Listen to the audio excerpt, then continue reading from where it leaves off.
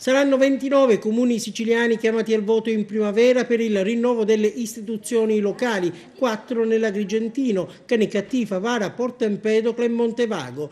Nella città dell'Uva Italia dovrà essere eletto il successore di Vincenzo Corbo al suo secondo mandato e quindi non ricandidabile. Potrebbe essere della partita Giancarlo Granata, vicino alle posizioni del ministro Alfano, e poi non sarebbe da escludere la ricandidatura di Gaetano Cani, nel frattempo approdato a Sala d'Ercole.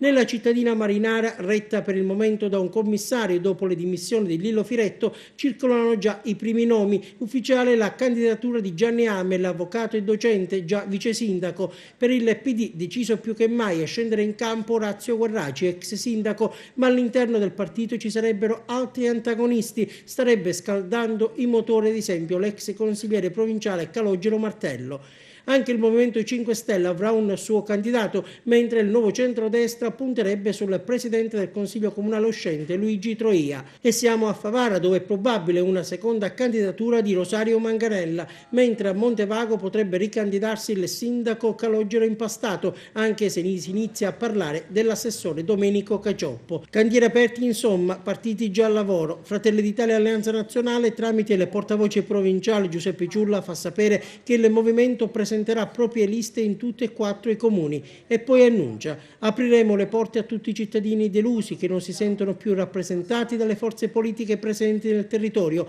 e che vogliono scommettere insieme a noi e a Giorgia Meloni, conclude Giuseppe Ciulla, su un progetto alternativo di cambiamento serio.